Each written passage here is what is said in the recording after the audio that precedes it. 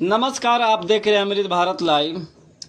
आज आपको हम गया जी का पितृपक्ष मेला 2024 का दिखाता हूं, जो यहाँ पे लगने वाला है। आप देख सकते हैं यहाँ पे यात्रियों के लिए यहाँ पे हर चीज़ का एक सुख सुविधा के लिए यहाँ पे ध्यान रखते हुए यहाँ पे कार्य चल रहा है, जो आपके सामने में है। आप देख सकते हैं यहाँ पे किस तरीका का व्यवस्था है। यहाँ टेंट लगाया जा रहा है ताकि यहाँ पे यात्री आकर रहेंगे और विश्राम करेंगे। इसके बाद आप देख सकते हैं इसी रास्ते से लोग जाते हैं अपने पिंडदान देने के लिए। नदी के तट के किनारे में बैठ करके वहाँ पे पिंडदान लोग करते हैं। यही इस शेड है जो बनाया जा रहा है यात्रियों के लिए। यहीं पर पिंडदान किया जाएगा और लोग करते हैं, यहीं पर पिंडदान बैठ कर करते हैं। आप देख सकते हैं इस नदी में पानी नहीं रहता था, लेकिन पानी इस रबड़ डैम बना करके यहाँ पे पानी का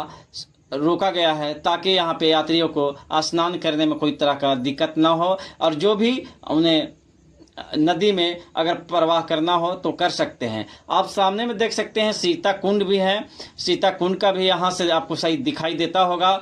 यहाँ से सीता कुंड भी दिखाई दे रहा है, जहाँ राजा दशरथ जी का वहाँ पे बालू का पिंड दिया था सीता माता ने और राम भगवान ने। आप देख सकते हैं यहाँ पे यात्रियों के लिए हर चीज़ का एक सुविधा के लिए यहाँ पे व्यवस्था किया गया है ताकि यात्रियों का कोई दिक्कत ना हो। लेकिन गया जी में पिंडदान क्यों लोग देते हैं और पौराणिक कथाएं यहाँ पर क्या है, इसके बारे में हम आपको थोड़ा सा हल्का बताना चाहते हैं, जो इस तरीका से है।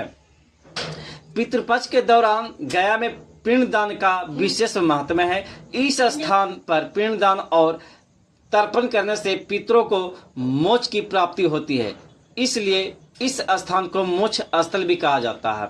यहाँ ब्रह्मा, विष्णु और महेश के अलावा सभी देव देवी देवता यहाँ विराजमान हैं। आइए जानते हैं गया में पिंडदान क्यों दिया जाता है और इस तीर्थ स्थान का महत्व क्या है। तो आपको बता दें कि वैसे तो पिंडदान, तर्पण और श्राद्ध कर्म के लिए भारत में कई जगहें हैं, लेकिन फल्गु नदी के तट पर स्थित गया शहर का अपना विशेष महत्व है। धार्मिक मान्यताओं के अनुसार सर्वपितृ अमावस्या के दिन गया में पिंडदान करने से 108 कुल और 7 पीढ़ियों का उद्धार हो जाता है और पितरों की आत्मा को शांति मिलती है। साथ ही पितरों को मोक्ष की प्राप्ति होती है, इसलिए इस स्थान को मोक्ष स्थली कहा जाता है। पुराणों में बताया गया है कि प्राचीन शहर गया में भगवान विष्णु स्वयं पितृदेव के रूप में निवास करते हैं। देश भर में श्राद्ध कर्म और पिंडदान के लिए 55 स्थानों को महत्वपूर्ण माना गया है, जिसमें बिहार के गया का स्थान सर्वोपरि माना गया है। गया में श्राद्ध कर्म, तर्पण विधि और पिंडदान करने के बाद कुछ भी शेष नहीं रह जाता है और यहाँ से व्यक्ति पितृ-ऋण से मुक्त हो जाता है। गया का महत्व इसी से पता चलता है कि फल्गु नदी के तट पर भगवान राम और माता सीता ने राजा दशरथ की आत्मा की शांति और मोक्ष के लिए यहीं पर श्राद्ध कर्म और पिंडदान किया था। साथ ही महाभारत काल में पांडवों ने भी इसी स्थान पर श्राद्ध कर्म किया था। वायु पुराण और गरुड़ पुराण और विष्णु पुराण में भी गया शहर का महत्व बताया गया है। इस तीर्थ पर पितरों को मोक्ष की प्राप्ति होती है, इसलिए गया को मोक्ष की भूमि अर्थात मोक्ष स्थली कहा जाता है। गया शहर में हर साल पितृपक्ष के दौरान एक बार मेला लगता है, जिसे पितृपक्ष का मेला भी कहा जाता है। गया शहर हिंदुओं के साथ साथ बौद्ध धर्म के लिए भी पवित्र स्थल है।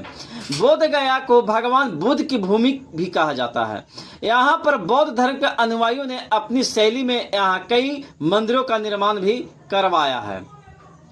गयासुर नामक एक असुर ने कड़ी तपस्या की थी और ब्रह्मा जी से वरदान मांगा था। गयासुर ने ब्रह्मा जी से वरदान मांगा था कि उसका शरीर पवित्र हो जाए और लोग उसके दर्शन कर पाप मुक्त हो जाए। इस वरदान के बाद लोगों में भय खत्म हो गया और पाप करने लगे। पाप करने के बाद वह गयासुर के दर्शन करते और पाप मुक्त हो जाते थे। ऐसा होने से स्वर्ग और नरक का संतुलन बिगड़ने लगा। बड़े बड़े पापी भी स्वर्ग पहुंचने लगे। इन सब से बचने के लिए देवतागण गयासुर के पास पहुंचे और यज्ञ के लिए पवित्र स्थल की मांग की।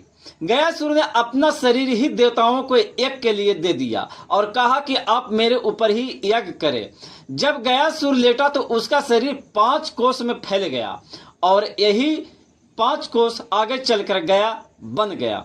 गयासुर के पुण्य प्रभाव से वह स्थान तीर्थ के रूप में जाना गया। गया में पहले विविध नामों से 360 वेदियां थी, लेकिन अब केवल 48 ही शेष बची है। गया में भगवान विष्णु गदाधर के रूप में विराजमान है। गयासुर के विशुद्ध शरीर में ब्रह्मा, जनार्दन, शिव तथा प्रपितामह निवास करते हैं। इसलिए पिंडदान और श्राद्ध कर्म के लिए इस स्थान को उत्तम माना गया है।